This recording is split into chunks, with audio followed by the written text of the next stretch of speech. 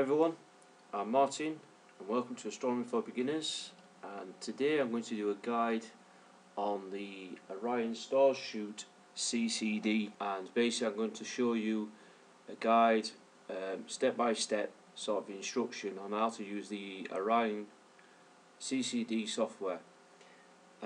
Obviously this is a very basic CCD, ideal for beginners.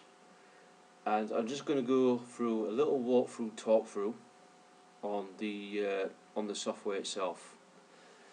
First off, before you even use the CCD for the first time, alright, it's a good idea to get the telescope mounted, all equipment assembled. So you mount your telescope and connect your CCD onto the telescope. And now, obviously, if you've aligned your finderscope or your red dot finder, it's best to see the camera somewhere where it's dark. Ideal at something terrestrial object, anything, could be a mast or an aerial. Ideally in the dark, and put it all together, but don't connect the camera or the cooler together to the computer or to the battery, because you have to install the software first before you do anything.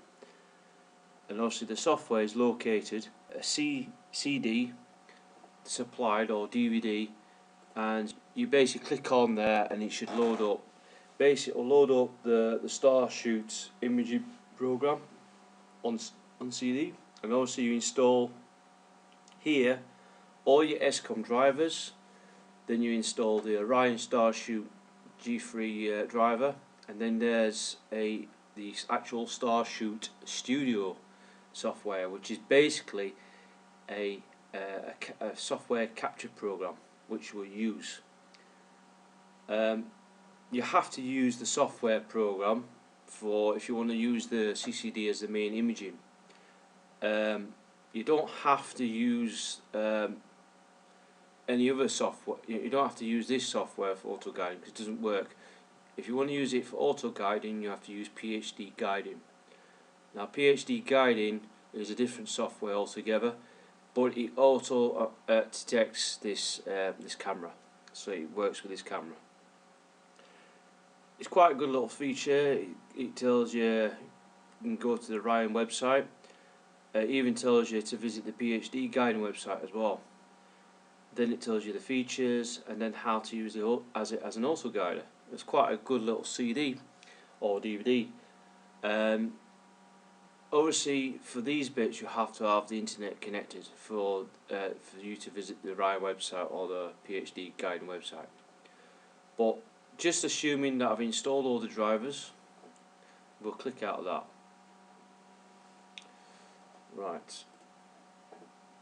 Right. Basically, what happens now, once all your drivers installed, it is now safe to connect your CCD, the actual fan cooler, into the power socket of a power tank or battery or whatever. I prefer to use batteries. There is a power inverter that you can connect it to the mains. However, you need an adapter because the mains itself is an American socket, so it won't fit. So you've got to find an adapter that will fit the American to your UK plug or your 2-pin European plug. Obviously, I'm just using using the cigarette lighter power adapter straight onto my power tank. Here you'll hear the fan, the actual pelter cooling fan kick in. That's normal. And then you connect your USB line directly to the camera and onto the computer. Once that is in, usually the computer will detect camera detected onto Orion Starshoot. Basically, this is your software capture program, which you will use to collect the data of any object like DSO, galaxies and all that. This is basically like EasyCap, but it's very basic. But what I'm going to go through is a series of things you need to do. There is a lot of stuff in there. The manual provided is quite good, and it is quite detailed, and it does highlight a lot of things. So basically what I've done is I've got my camera connected to the telescope, and it's looking at a rooftop of a building. Bear in mind I'm using this during the day, which I'm using a moon filter to dim down the brightness. Otherwise, for you guys, if you want to try it during the day, use a very dark moon filter for it to work. Because what happens is, if you use it during the day, you will overblow your image and you won't be able to see anything. So ideally use a moon filter, or use the telescope and the CCD at night. And then what it does is that it'll dim it out, and then I can adjust the image. So first off, I'm going to do, you get series of stuff like you get open. Basically I can open a file, okay. There's quite a few bits in there. Alright, view is basically this bit here. If you go to view, it'll show you how you can put this into night vision. So basically this will go infrared, like so. So basically it will help not ruin your eyesight, which is quite a little good feature. Now there are a series of other stuff. Apparently this can also stack the images as well, but I've not even gone to that. I prefer to actually use a deep sky stacker to stack the images, but I'm not going to go into that as yet. So basically what I'm going to do is, you can use it if you click on window, you can use it as full screen. Alright, so you have a full screen. But to be honest with you, I don't really like that. So I like it sort of compact. So I have my analysis data here, I have my histogram. Now I'm not going to go too far on histogram because it will just confuse you. Alright, so basically if I exit out there, I'll just reconnect it again. So go back to the reset session. Right, basically what you're going to do is you're going to connect, once the CCD is connected to the computer, you connect. What will happen now is the camera's connected and it's getting information. Before you start off with anything, obviously you've got this bit here. This is CCD temperature. Basically you can regulate the temperature of the camera. Basically what you're trying to do is you're trying to cool the camera down so that you eliminate as much noise, which is basically you get pixels on your images, like false pixels like red or yellow or green dots or something like that appear on the screen when you're imaging. So I basically go to the cooler on, press cooler on, and I basically set a cooling, say like -5, and I just press set. I press on set, and basically what it does now, this box here will highlight the temperature, right? That's how much it's going to cool down. You have on here, you have capture, which is basically your exposure time. Exposure is in 1.000.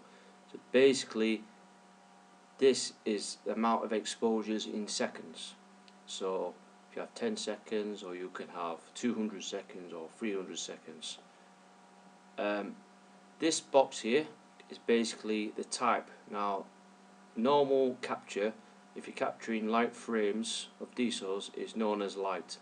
You can also capture dark frames, flat frames and bias frames. I don't want to go too much in detail with these because I'm going to highlight in another guide. But basically light frames are the ones that you use to capture galaxy images. Now this bit here is the binning mode. Binning mode is basically the amount of pixels. Basically the amount of pixels in a set frame. Obviously you increase the binning mode, what you're doing is you're increasing the pixel sizes, but you're reducing the amount of pixels. So basically you're upping sort of the sensitivity of that camera by allowing forming bigger pixels. But however, when you do this, you lower the resolution of the image. But usually we just go for 1 by 1 pixels, which is the maximum amount of pixels, and obviously gives you the biggest sort of surface area. Now this box here that says capture is basically you can capture a single light frame. So basically you capture a shot, and that would just, you know, that's like a trial and error. This box here is known as the loop system. Basically the loop is, it will take series of exposures continuous and doesn't stop. Alright, so whatever exposure you set on here, it will loop and keep going and going and going. This box here is sequence. Now sequence is basically you start your actual capture itself. Basically you create, if you go to browse, you can create a file, you can create a new folder to put all your new capture programs. Basically I set mine as Orion Star, for example. However, if you're capturing images, it's always best if, so for example, if you're capturing Orion Nebula, type in Orion Nebula as your directory folder. Alright, and then you just type in what sort of file you like to call it. So Orion, alright. That basically, that Orion will be a series of your variety of frames. This bit here is where you tick that box, and you can select how much of exposures you want. Okay, from here, and you can adjust the exposures 21 seconds. And if your track is really good, you can go beyond that. You can go up to 300 seconds, which is 5 minutes, and then 600 seconds, 10 minutes, and so forth. Right, and you can click that there. You can also just type in as that, right, and it will give you the value. Alright, and then you can select the binning mode, and then you repeat the frames, how many frames you want. So basically if I want 51 frames, which is a lot, it'll take forever. So you can actually collect a certain amount of frames. Bear in mind, the more frames you capture, the more you can stack the images, and better the image results will appear. So it's pretty good, really. So the more you collect the data, the better that image becomes. And then basically, once you're happy, you basically press run sequence, and it will capture all the light frames. But I'm not going to go in there because I'm not capturing anything. So basically what I'm going to do is, before you do anything, once your telescopes are lined up, you know, and it's set up and you focus on an object, or near enough, you just press the loop button, and the loop button will give you an exposure. Now this has got a moon filter, and it's already blowing out the image. So what I'm going to do is, I'm going to stop that, and I'm going to lower the exposure rate. So I'm going to lower it down to 0.01 of a second, which is very low. And then I'm just going to loop it again. Right, now that's pretty good. Basically now I've got an image. Now this is during the day, so with a moon filter, if I didn't have that moon filter, this image would be totally white, or totally blinded out. As you can see, is that the image is very blurred, so that means I need to capture the I need to refocus the image a bit better. When you put it on loop mode, you notice that on loop mode your camera sort of goes up in temperature. Alright, Obviously when you take longer exposures and all that, it will set the cooling a bit down and readjust, but also don't worry about that. We're just trying to test to see if the camera works. So we're still on loop mode, and we're still on these settings here. And basically on loop mode is that you need to adjust that focus. None of the frames are getting stored. You're not actually, it's not putting the light frames onto the computer file. So it's out of focus, so we need to adjust the focus. But before we do that, we go into a process bit. We go to view and we select show crosshairs. This is a little handy tool, very handy. Basically I can readjust the image, and which will enable me to see, like if I'm off slightly target, off diesel or planet or whatever I'm imaging, I can basically use the crosshair and then move the mount so I can line the telescope in line with the object in the middle. Good thing about this crosshair is that it does not, when you're taking an image, this crosshair does not appear on your images. So it's a little fantastic little feature. So I'm already adjusted now, because my red dot finder is quite aligned properly with the main telescope tube, and it's spot on. Right, I'm still in loop mode. So what I'm going to do now is I'm going to go to the telescope and then focus the image. Don't forget that because it's a set delayed time, that the focus takes a while to adjust. Okay, basically I've spot on focus. You can use your micro focuser if your telescope's got it, but now we've got our focus spot on. It's just part of the roof. Alright, so as you can see, I'm only using 0.10. Now if I was to increase that exposure time, say like 200th of a second, I loop it, and you see now it ups the brightness. The more I push it out, so I go to loop again, and you see it's starting to blur out the image. So now obviously when you use it at the night, you won't have that problem. But if you use it during the day, use a moon filter, because then you get away with using it during the day. Right, so it seems to work quite well with 200th second. This is just a practice use. We're going to stop it, and once you stop the loop, you go into camera control. Right, as soon as you stop loop mode, the camera will start to cool down. Just bear in mind, when you're using loop mode, the camera is basically working overtime, and the fan doesn't have a chance to cool it down. So once you're properly focused and the telescope's tracking and it's aligned and you've got the object in there and it's all focused, you basically let the cooling take its place. It takes a while. Now the Orion Shoot G3 camera can cool down usually 10 Celsius below the ambient temperature. It's only a stage 1 tech cooling system. It's alright, but it does a good job.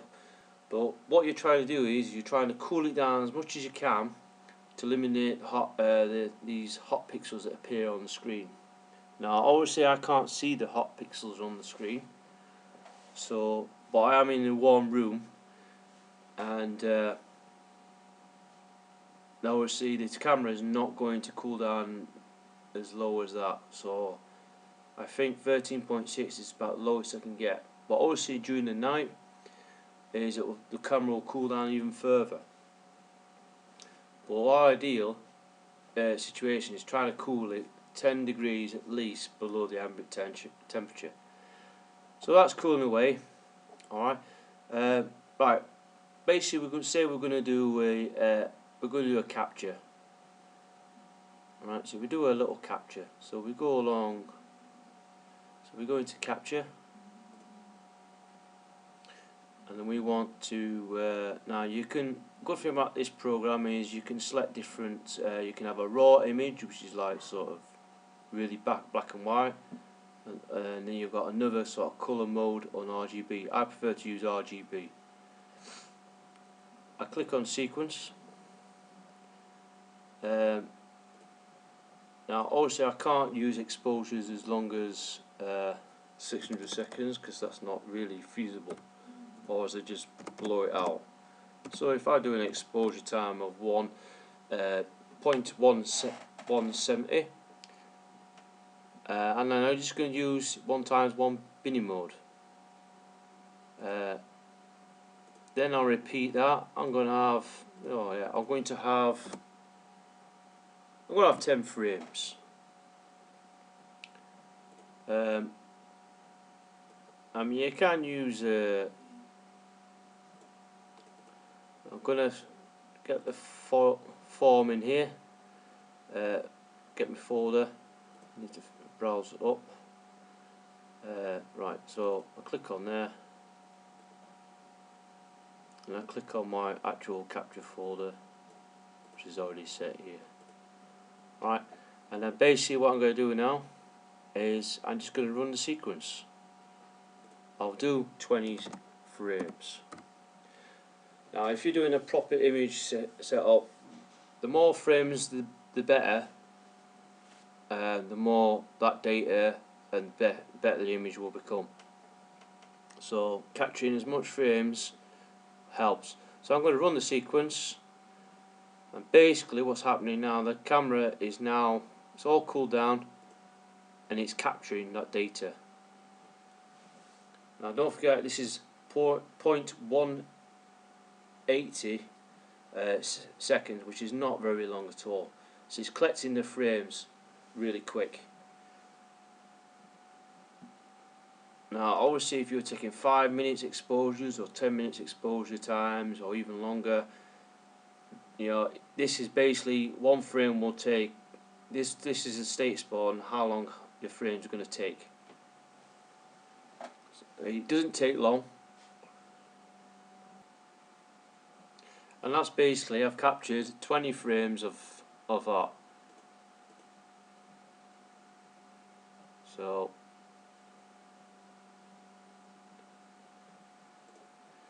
if I go into open, I should be able to find, there it is. So I basically clicked on local disk, and this is all my files. So however, I mean you can stack these onto this program, but I'm not going to. But basically, this is just give you an idea of how the program works. Alright, it's quite relatively simple. Now you only use this capture program mainly for the CCD if you're going to use it as your main imaging rig.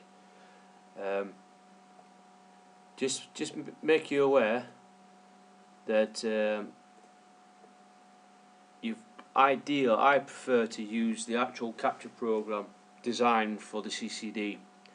Now obviously this works quite well with this camera. Now basically when you stop using your camera, so you've finished off your imaging session, you always disconnect it. So disconnect the camera before you start taking off leads and all that. Alright, you can connect it back on there. Alright, once you've plugged in your leads back on, if you're going to use it again. Ideally, when you finish with your imaging session, turn off the cooler and basically let the camera warm up slowly. Basically what you're doing is you're warming up the camera slowly, because what happens if you disconnect the power supply and you don't turn off the cooler, basically you're going to cause a thermal shock to the CCD. So basically a sudden drop, so if it's been cooled down really quite a low temperature, and then you disconnect that, basically you're going to do damage to your electronics. So basically you allow the camera to slowly warm up before you start disconnecting the leads and the USB lead and so forth. So let the camera warm up first. I mean, it takes a while, but every time you must do this. You must do this all the time. Let the camera warm up. Once it gets to a certain value and it stops and it can't get any warmer, then disconnect it, and then you can take all the leads out. But it helps protect the CCD and doesn't damage the electrics.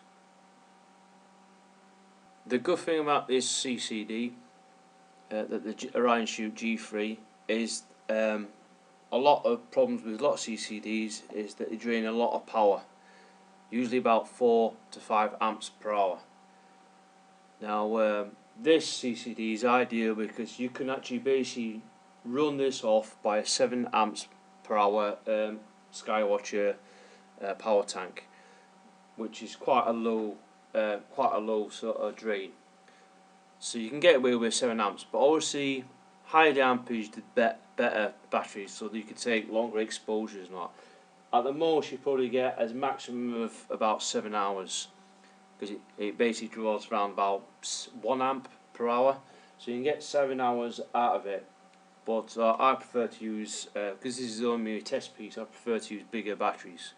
Right, I'm getting to a point now where it's slowly going up and it's starting to thin out now and not go anywhere. So it's stuck around about 22, 23. Then it is now safe to disconnect. So you disconnect it, and then basically you can disconnect all your power leads and so forth. And